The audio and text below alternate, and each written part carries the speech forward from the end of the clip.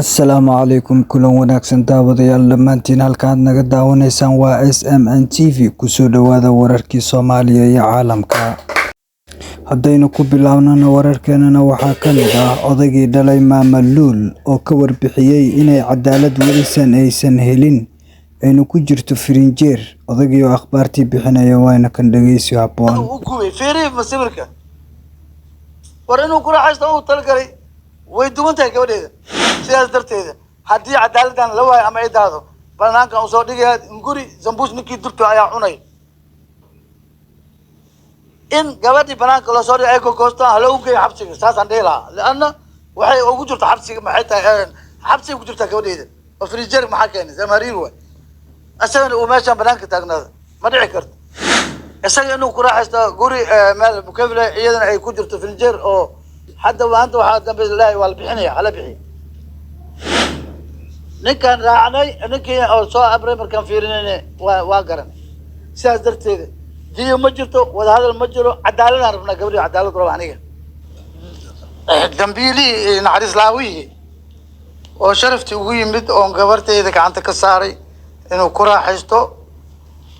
uu ku istimtaaco ayaa wuxuu sameeyey waxaad ka dheragsantihiin waxa ayaan daraa marka dambiilihii waa la qabtaa la yidhi laakiin markii oo la qabtay waa hadlay laama amniga unu mahad celiyey waxaan dhahay waa la qabta maane waa la keenay gabadhan asay sugaysaa marxuumadan waxaa ilaahay qadar waa la keenay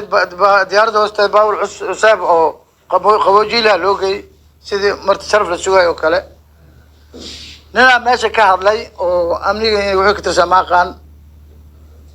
dhahayo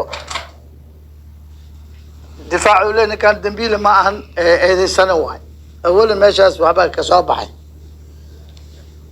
iyadoo la ogyahay lasoo qabtay oo baxsaday ninkaan lasoo qabtay hadda dambiile aan sugaynay in isla markii maxkamadda la saaro oo lala xareeyo 11 maalmood ayay ku jirtaa gabadheeda firinjeerka isagana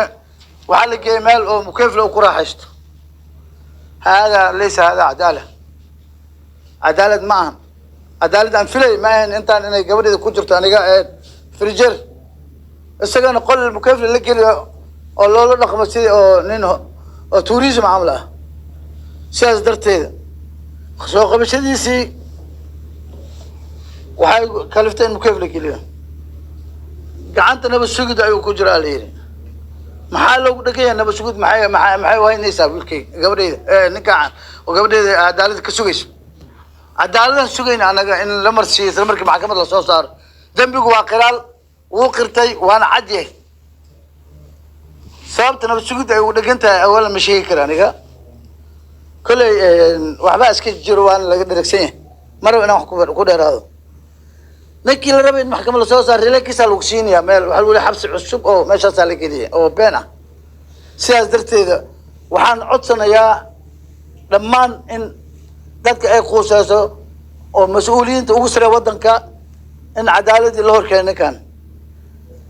waxaa waddanka ku jiro oo magaalada iyo meediyaha iyo dhammaan internationalka dhammaan odagii ciddii wala hadala baan aan la leenahay waxbaan bixinayn lacag waxaan loo baahnayn iyo futuud oo dad oo ka muuqato sunnadii ayaa meeshii wax aan loo baahnayn oo ay iyaga iska wadwadaan awalan wax la dhahay ma jiro diyo wax la dhahay male wada hadal cadaaladda waxaan ka sugaynaa in degdeg gabadhan cadaalad ay u hesho frijer ku jirtaa isaga inuu ku raaxaysto guri meel mukafile iyadana ay ku jirto frijer oo hadda maanta waxaa dambe ilaahay waa la bixinaya hala bixiyo ninkaan raacnay ninkii oo soo abray markaan fiirinayna waa garanay sidaas darteeda diyo ma jirto wadahadal ma jiro cadaaladaan rabnaa gabadhii cadaalad raba aniga wax kalena mana karaay aniga iyo dhammaan eelka xanuunso dhan in lala duwo ninkaas cadaalad la marsiiyo hadduu cadaalad lahayn gooni waay kaasina wuxuu ahaa gabadhii aabbaheed Luul oo u raadinaya cadaalad si ugu heli lahayd kana shaqaynaya laamaha amniga ah inuu ka codsaday in cadaaladda la horgeeyo.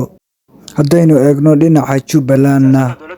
xasan sheekh weerarkii dhawaan ka dhacay xerada tababarka General Gordon ayna ku dhinteen saraakiil Imaaraadka waxa la filayaa ama waxa la tunsan yahay inuu la xiriiro heshiiskan Imaaraadka loogu iibiyay jasiiradan ayna ka dambeeyaan siyaasiyiin markaas ka soo horjeeda xasan sheekh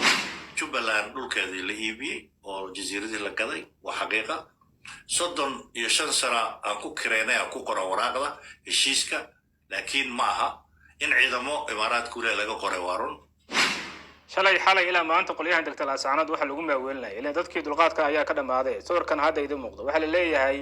dhaqaalaha lacagaha cadaanka bixinaysa Soomaaliya maamulka ka jira Soomaaliya sidan ay u qaybsadeen halkan wax maamul yarahana ka muuqataba